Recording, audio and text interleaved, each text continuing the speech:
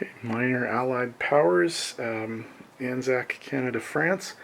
The ANZACs have 20 IPCs to spend. They're going to spend 19 of those 20 on a new transport, a new destroyer, and a new artillery piece. And they're going to save an IPC for next turn. The Canadians have 11 IPCs to spend. They're going to buy a tactical bomber. The only attacks are from the Aussies. They're all happening, obviously, in the Pacific. And what they're going to involve is the two unopposed amphibious landings in the Celebes and the Philippines. The Aussies are coming in with boats loaded each with an infantry and an artillery. And then the remaining warships, the three destroyers and the submarine, along with the three fighters, are going after the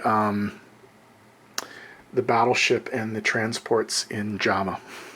So that's the only thing we have to roll. So I'll get that ready and then we'll come back.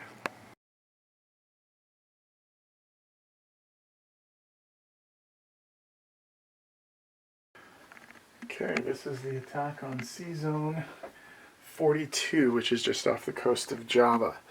The Australian Navy, consisting of 3 destroyers, the HMAS Norman, the HMAS Baton, and the HMAS Stewart, along with the submarine, the HMAS Oxley, are coming in with 2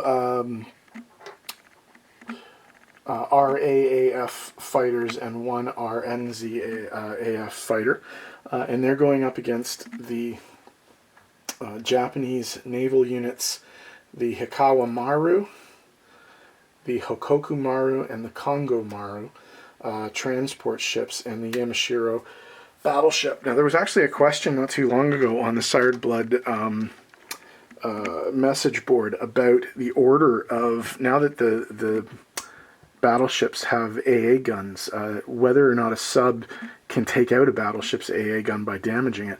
The answer is no. The AA guns fire first in the sequence. So we're going to do that. They do get a shot at all 3 planes. And they hit one. So we'll take out one of the planes. We'll save that New Zealand plane. And then we will roll the sub, because it will affect whether or not the this rolls at a 4 or a 2, because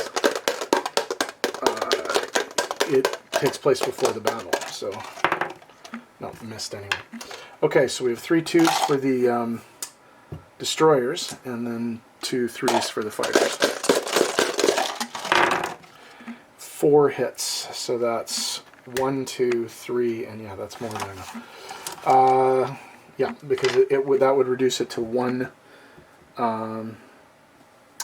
transport, and it has no defense. So the transports, the paired transports, and the battleship do get to roll a defense, and they both hit, actually. Wow. Okay, so we're going to lose 2 Australian naval units. We'll lose a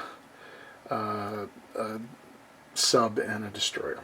Okay, but the sea zone is cleared, and Japan is now being convoyed.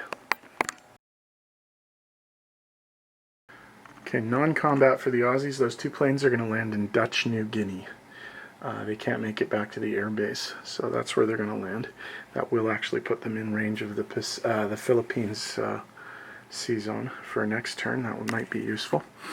The only French move this turn, is the French cruiser is going to move into sea zone 99 to join the British Navy there. The Canadians have a couple of moves, both involving air transports. They're going to take the 2 Canadian units, or 2 of the 4 Canadian units in the UK, pop onto a transport and go to Greece, and they can get there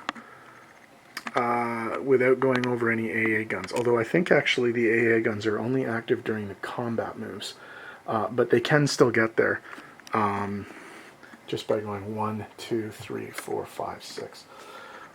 So that doesn't fly over any areas with AA guns.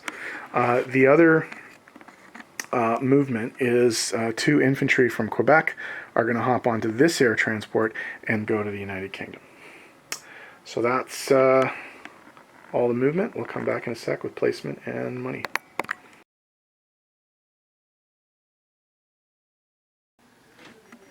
Okay, placement. The Canadians can only place in Quebec, so that's where the tactical bomber's going.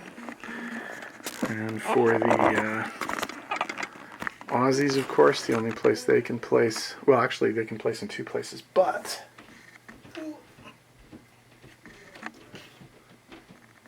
they're all going here. Okay, so that's a transport and a destroyer in Sea Zone 54, and then an artillery piece in Queensland. Okay, money.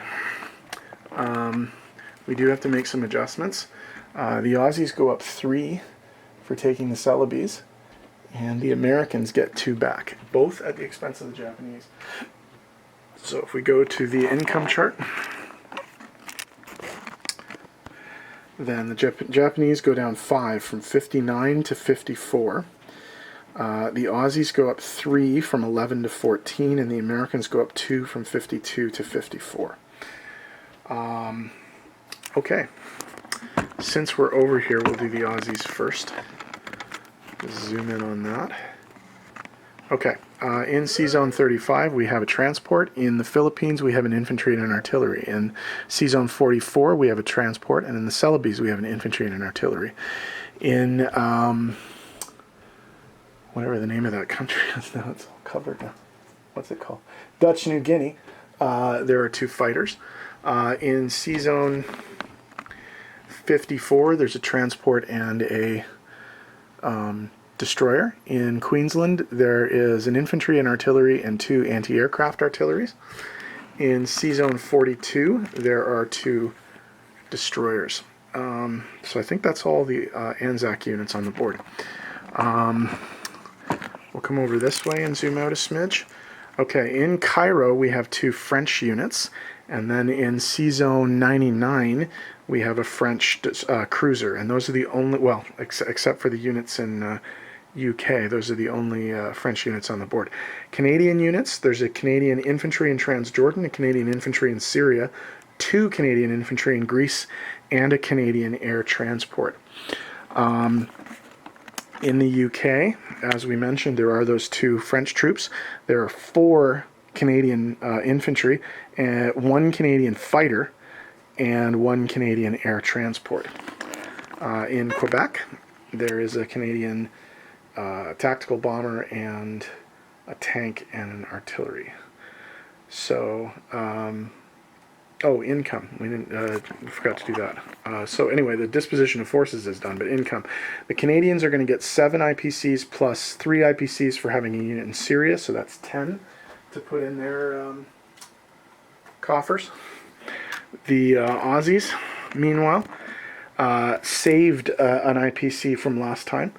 They have a base income of 14, and they have a national objective of 5 for having Dutch New Guinea, New Britain, and the Solomons. So that's going to give them 14. That's going to give them 20 IPCs to spend at the beginning of the next round.